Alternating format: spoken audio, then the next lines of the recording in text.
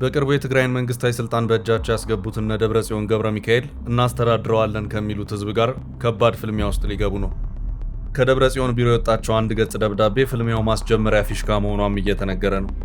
ይቺው ደብዳቤ ትግራይን የመንግስት ሰራተኛ የመጪዎቹን 2 ወራት ደሞዝ አትጠብቅ፣ ብር የለም፣ ያለውንም በአግባቡ ለመካፈል አዲስ ቀመር መስራት አለብን የምትል ናት። ከባዱ ፍልሚያ ሊለኮስ ጫፍ የደረሰውም እዚች ነጥብ ላይ ነው። ትግራይ የኢትዮጵያ አካል ናት። የኢትዮጵያ ማክሮ ኢኮኖሚ ትግራይንም ይመለከታል። በኢትዮጵያ ከተወሰኑ ዓመታት ወዲህ ከፍተኛ የኑሮ ውድነት ይታያል። ይህ የኑሮ ውድነት በተለይም ለደሞዝተኛ ወይም በቋሚ ውስን ገቢ ለሚተዳደረው የህብረተሰብ ክፍል እጅግ ፈታኝ መሆን ከጀመረ ዋላ አደር ብሏል።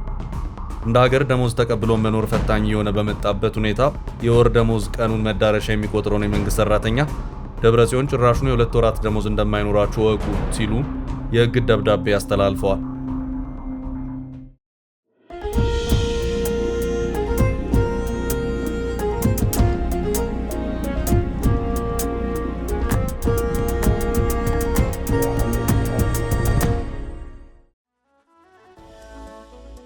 በደብረጽዮንና በትግራይ ህዝብ መካከል ወሳኙ ፍትጊያ አንድ ብሎ የሚጀምረው እዚች ነጥብ ላይ ነው። ደብረጽዮን በሰራተኛው ጉሮሮ ላይ መጥተዋል። ቀን እየቆጠረ ከዛሬ ነገ ደሞዝ ደረሰ አልደረሰ በሚል የትግራይ መንግስት ሰራተኛ ላይ የ60 ቀናት የደሞዝ እግድን ያስተላለፉት ደብረጽዮን እግዱም ሳያንሳቸው አንድ ተጨማሪ ትዕዛዝም አውርደዋል። የኛው ትዕዛዝ ደግሞ በቀጣይ ደሞዝ የሚከፈለው ሀብት በማሰባሰብ ነው የሚለው ነው ይታያል። ሀብት የሚሰባሰበው ከየትና ከማን ነው በሚለው ዙሪያ ግን የተሰጠ ማብራሪያ የለም።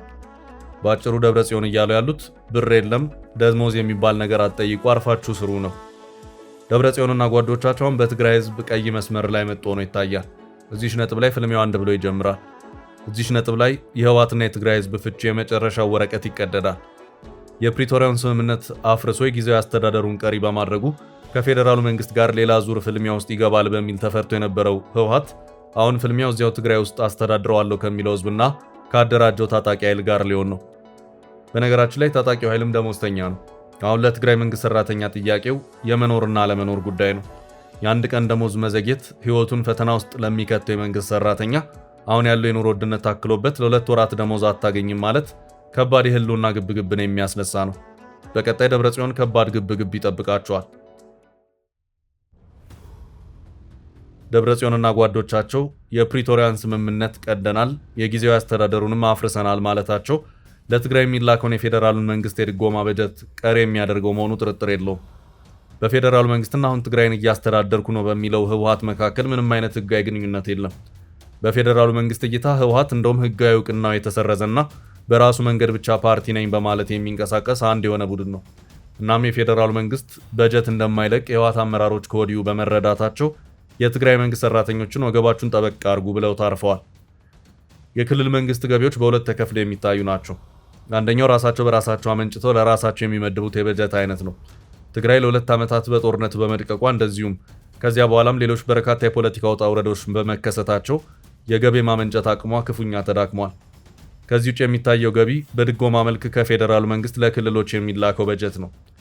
ሌተናል ጀነራል ታደሰ ወረደ በስልጣን ላይ በነበሩበት ወቅትም ይሄው የፌዴራሉ መንግስት ድጎማ በተሳለጠ ሁኔታ የሚከናወን አልነበረም። ህወሓት ካለው አካሄድ አንጻር በጀቱ ለጦርነት ዝግጅት ሊውል ይችላል የሚሉ ጥርጣሬዎችም ነበሩ። የትግራይ ጊዜያዊ አስተዳደር ከፌዴራሉ መንግስት ይላክልኝ የነበረው የድጎማ በጀት ከቀረ 2 ወራት ተቆጥረዋል በማለትም ከዚህ ቀደም ቅሬታውን ያሰማ የነበረ መሆኑ የሚታወስ ነው። በጀነራል ታደሰ ወረደ ጊዜያዊ አስተዳደር ዘመን ወቅት የፌዴራሉ መንግስት ድጎማ ፈተና ውስጥ ከነበረ አሁን ህወሓት የፕሪቶሪያን ስምምነት አፍርሶ ስልጣኑን በራሱ መንገድ በተቆጣጠረበት ሁኔታ በጀት ይለቀቃል ተብሎ ሊታሰብ አይችልም። ህወሓት ስልጣኑን የተቆጣጠረው የመጣው ይምጣ በሚል ነው። ግን ደግሞ ገና ጉዞ በቅጡ ሳይጀመር ማጣፊያው አጥሯል። በነገራችን ላይ በትግራይ ደሞዝተኛው የመንግስት ሰራተኛው ብቻ አይደለም፣ ቲዲኤፍ በመባል የሚታወቀው የክልሉ ታጣቂ ኃይልም ጭምር ነው። ይህ ኃይል ከ200 ሺህ ያላነሰ ነው። የጦር ጉዳተኛም ሆኖ አግዙኝ የሚለውን ቁጥር ቀላል አይደለም።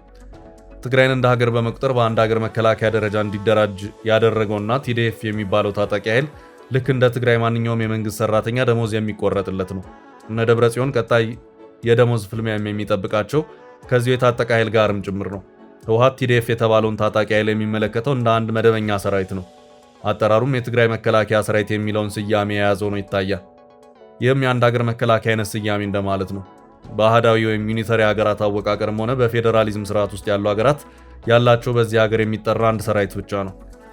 በትግራይ በኩል ቲዲኤፍ የተባለው ኃይል በአንድ ሀገር መደበኛ ሰራዊት ብቻ ሊያዙ የሚገባቸውን የከባድ መሳሪያ ትጥቆችን ጭምር የታጠቀ ሆኖም ጭምር ይታያል። በአጭሩ ቲዲኤፍ ከስያሜው ጀምሮ እስከ ትጥቁ ድረስ የሀገር መከላከያ ሰራዊትን አደረጃጀት የያዘ ነው ማለት ይቻላል። ምናልባትም የሚቀረው አየር ኃይልና ባህር ኃይል የሚለው ብቻ ይሆናል። ደሞዝተኛና ጥቅማ ጥቅምም የሚጠበቅለት ነው። ጥያቄው አሁን ባለው ሁኔታ የዚህ ኃይል ደሞዝስ የሚለው ነው። ይህ ኃይል የታጠቀ በመሆኑ እንደ ሲቪል ሰራተኛው ደሞዝ አይከፈልህም፣ ብር የለም ሊባል የሚችል አይደለም። ነፍጥ ያነገበ ነው። በፕሪቶሪያው ስምምነት መሰረት ይህ ታጣቂ ኃይል ትጥቅ ይፈታል ቢባልም ባለፉት 2 እና 3 ዓመታት እንደውም ተጨማሪ ታጣቂዎች እየሰለጠኑ በሰው ኃይል ሲጠናከርም ነበር። የክልሉን በጀት ካቃወሱት መካከልም አንዱ ምክንያት ለዚህ ኃይል የሚወጣው አጠቃላይ ወጪና የተዋጊው ወርሃዊ ደሞዝ ነው። አቶ ጌታቸው የክልሉ ጊዜያዊ አስተዳደር ፕሬዝዳንት በነበሩበት ወቅት በእነዚሁ ታጣቂዎች ወርሃዊ ደሞዝ ክፍያ ጉዳይ በእጅጉ ሲፈተኑ እንደነበርም ሲናገሩ ተደምጠዋል። ጥያቄውን የሰራተኛውን ደሞዝ ያገዱት እነ ደብረጽዮን የዚህን ታጣቂ ሰራዊት ደሞዝ ቆይ በማለት ያግዳሉ ወይ የሚለው ነው። ህወሓት ታጣቂዎቹን ከነትጥቃቸው ማቆየቱ ጣጣ ይኖረዋል በሚል በዲዲአር ፕሮግራም እንዲያሰናብት ጥረቶች ተደርገው የተወሰኑ እንቅስቃሴዎችም የነበሩ መሆኑ የሚታወስ ነው። አሁን መልሶ ለራሱ ፈተናው ነው ብቅ የሚልበት ዕለትና ወቅት እየመጣ ነው። የህወሓት የብር ካዝና ነጥፏል። ትጥቅ ፈቶ ተገቢውን የህብረተሰብ መቀላቀያ የታድሶ ስልጠና ወስዶና መቋቋሚያ ገንዘብን ይዞ ወደ ቀድሞ የኑሮ ስርዓት በመመለስ አዲስ ህይወት መጀመር የነበረበት ታጣቂ ኃይል ገና የሚቀረን ጦርነት አለ በሚል በነ ደብረጽዮንና ጀነራሎቹ እንዲቆይ ተደርጎ አሁን ያለበት ደረጃ ደርሷል። በነገራችን ላይ ይህ የታጠቀው ኃይል ከዚህ ቀደም ደሞዝ ስጡኝ፣ ኑሮዬን አሻሽሉልኝ፣ ጥቅማ ጥቅሜንም ጠብቁልኝ በማለት ሰልፍ እስከ መውጣት የደረሰ መሆኑ የሚታወስ ነው። ቀጣዩ የህወሓትና የህወሓት ወታደራዊ አመራሮች ፈተና ያለውም እዚች ነጥብ ላይ ነው። ህወሓት አስቀድሞ ካዝናዬ ባዶውን ነው የሚከፈል የለም ሲል አስታውቋል። በነገራችን ላይ ታጣቂዎቹ ከዚህ ቀደም ባነሷቸው ጥያቄዎች መንገዶች መዘጋት ጀምረውም ነበር።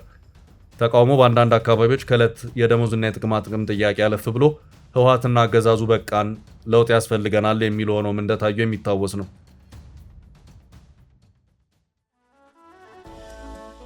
በጊዜው እነዚህን ተቃውሞዎች ለማብረድ ጀነራል ምግበና ሌሎቹም የታጣቂዎቹ አመራሮች አብዝተው ሲሯሯጡም ታይተዋል። ከነዚሁ በጊዜው ሳይቃጠል በቅጠል በሚል ሩጫ ላይ ከነበሩ ጀነራሎች መካከል አንዱ ብርጋዴር ጀነራል ምግበ ኃይል የነበሩ መሆኑ የሚታወስ ነው። ጀነራል ምግበ በእነዚያ ቀናት ከአጃቢዎቻቸው ጋር ሆነው በተዘጉ መንገዶች አካባቢዎች ሁሉ በመሄድ የታጣቂዎቹን ጥያቄ ለመስማትና እዚያ ሆነውም አለኝ ያሏቸው ምላሾች ለመስጠት ሲሞክሩም ታይተዋል። በጊዜው የህወሓት አመራሮችና ወታደራዊ አመራሮቹ ባደረጓቸው ርብርቦች ተቃውሞ በረድና ጋብ ብሎም ታይቷል።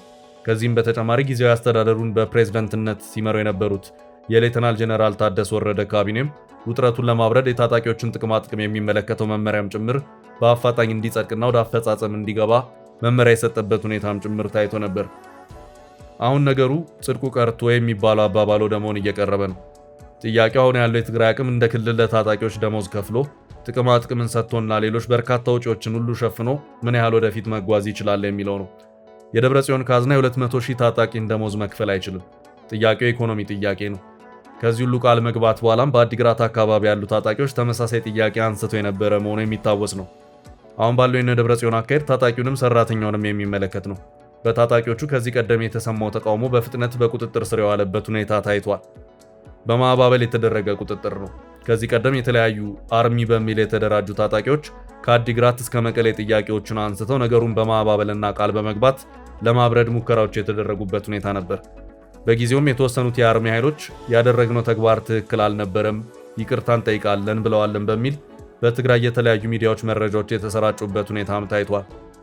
በጊዜው ታጣቂዎቹ ከካምፖቻቸው በመውጣት ጥያቄዎችን ሲያቀርቡ የነበረው ያለ መሳሪያ ነበር።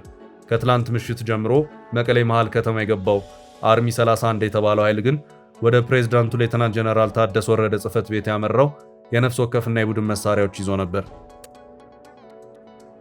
ደሞዝ ከክልሉ የመንግስት ሰራተኞች ባለፈ ለታጣቂዎችም ጭምር የሚከፈል ነው። የታጣቂዎቹ ቁጥር ከፍተኛ ከመሆኑ አንጻር ገቢው ከየት ተገኝቶ ለዚህ ሁሉ ታጣቂ ወር ደሞዝ ይቆረጣል የሚለውም ጉዳይ እንደዚሁ ሌላኛው ፈተና ሆኖ ይታያል። ከዚህ አንጻር አሁን ባለው ሁኔታ ህወሓት እዚያው ትግራይ ውስጥ ከባድ ፍልሚያ የሚጠብቀው ሆኖ ይታያል።